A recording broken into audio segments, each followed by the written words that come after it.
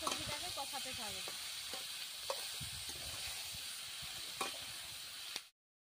জলটা দেওয়ার পরে ঝোলটা ফুটে উঠেছে, ওর মধ্যে দিয়ে দিচ্ছি কুলে শাক আর লাউ ডাঁটা।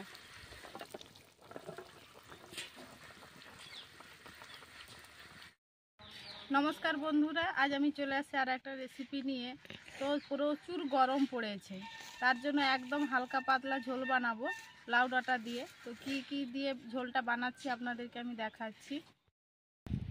এই যে দেখুন, গুগলি তুলে নিয়ে পরিষ্কার করে রেখেছি। ক্যামেরাম্যান আমাদের বাড়িতে ছিল না, তাই আমি ক্যামেরাটা করতে পারিনি, তার জন্য ধুয়ে একদম পরিষ্কার করে ছাড়িয়ে নিয়েছি। আর এই যে সব রকম সবজি কেটে ধুয়ে নিয়েছি একসঙ্গে। লাউ ডাঁটা কেটে নিয়েছি, আর এই যে কুলে শাক। আর এই লাউ ডাঁটার ঝোলটা বানানোর জন্য কি উপকরণগুলো নিয়েছি আপনাদেরকে বলছি। একসঙ্গে জিরে, ধনে, কাঁচা লঙ্কা, 5 ফোড়ন, পেঁয়াজ, নুন, হলুদের গুঁড়ো, তেজপাতা, একটা শুকনো লঙ্কা। আর রান্নাটা আমি পুরোপুরি সাদা তেলেই বানাবো। সাদা তেল নিয়েছি আর চিনি নিয়েছি। এবার আমি উনানটা ধরিয়ে নিচ্ছি। উনানটা ধরিয়ে আমি কড়া বসিয়ে দিয়েছিলাম। কড়াইয়ের মধ্যে তেলও দিয়েছি, তেলটা গরম হয়ে গেছে। ওর মধ্যে দিয়ে দিচ্ছি বেছে রাখা গুগলিগুলো।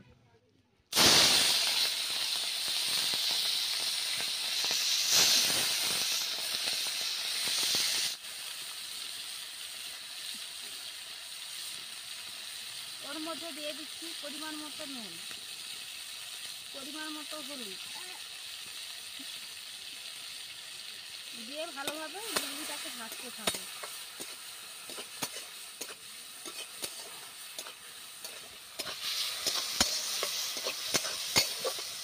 দেখুন, গুগলিটা কড়ার মধ্যে দেওয়ার পরে কত জল বেরিয়েছে। দেখুন, ভালোভাবে গুগলিগুলো ভাজা হয়ে গেছে, কি সুন্দর লাল লাল হয়ে। এবার আমি নামিয়ে নিচ্ছি।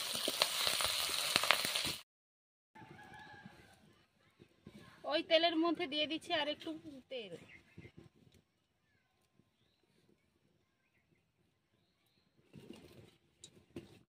তেলটা গরম হয়ে গেছে, ওর মধ্যে দিয়ে দিচ্ছি একটা শুকনো লঙ্কা, দিয়ে দিচ্ছি তেজপাতা, দিয়ে দিচ্ছি পেঁয়াজ কোচানো। পেঁয়াজটা একটু লাল লাল করে ভাজতে থাকবো। ওর মধ্যে দিয়ে দিচ্ছি 5 ফোড়ন,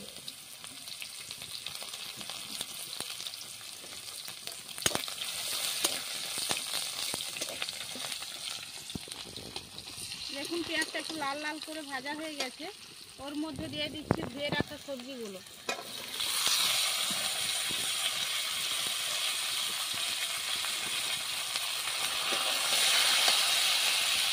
দিয়ে দিচ্ছি পরিমাণ মতো নুন,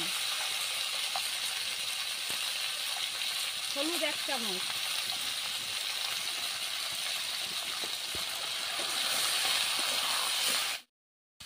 দিয়ে ভালোভাবে আমি সবজিটাকে কষাতে থাকবো।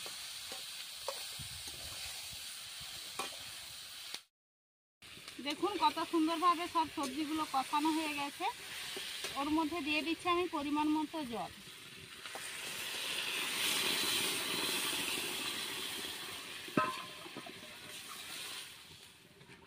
জলটা দেওয়ার পরে ঝোলটা 1 ফুট উঠবে, তারপরে আমি লাউ ডাঁটাগুলো দেবো। ততক্ষণে আমি মশলাগুলো বেটে নিচ্ছি।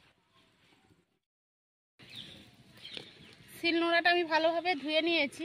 ওর মধ্যে দিয়ে দিচ্ছি একসঙ্গে জিরে, ধনে,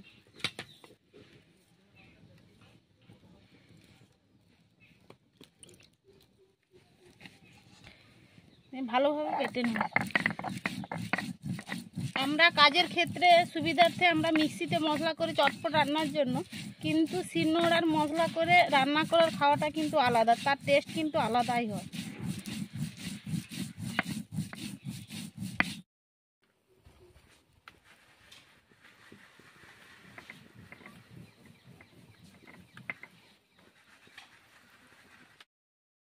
জলটা দেওয়ার পরে ঝোলটা ফুটে উঠেছে, ওর মধ্যে দিয়ে দিচ্ছি কুলে শাক আর লাউ ডাঁটা।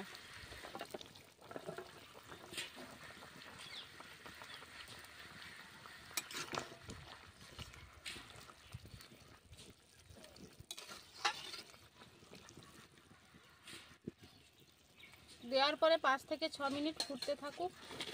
আমি মশলাটা আর একটু বাকি আছে বাটতে, আমি মশলাটা বেটে নিচ্ছি। জিরে ধনেটা আমার বাটা হয়ে গেছে, ওর মধ্যে আমি দিয়ে দিচ্ছি পেঁয়াজ কুচানো, একসঙ্গে বেটে নেব।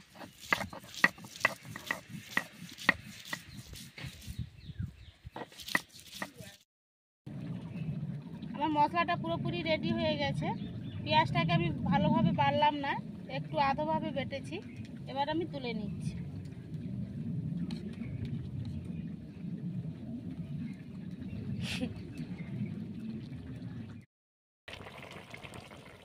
লাউ ডাঁটাটা দেওয়ার পরে 5 থেকে 6 মিনিট আমি ফুটে নিয়েছি। ওর মধ্যে দিয়ে দিচ্ছি মশলা, কাঁচা লঙ্কা দিয়ে ভালোভাবে নাড়াচাড়া করে নেব। ভেজে রাখা গুগলিগুলো, স্বাদ মতো চিনি,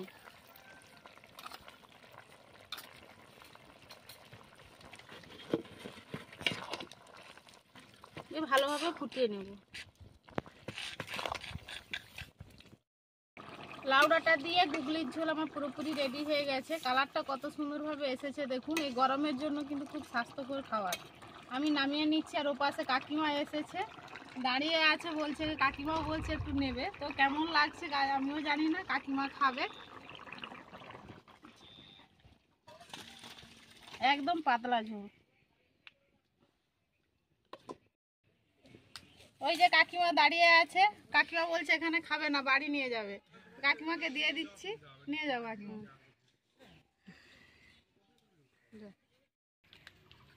আমি কুলের শাকটা লাউ ডাঁটা দিয়ে রান্না করলাম। আপনারা চাইলে 1 কাপ দুধ আর 1 কাপ কুলের শাকের রস সকালে বের করে খালি পেটে খাবেন, খুব ভালো। এখানেই আমি ভিডিওটা শেষ করছি। দেখা হচ্ছে আবার নতুন কোনো ভিডিও নিয়ে।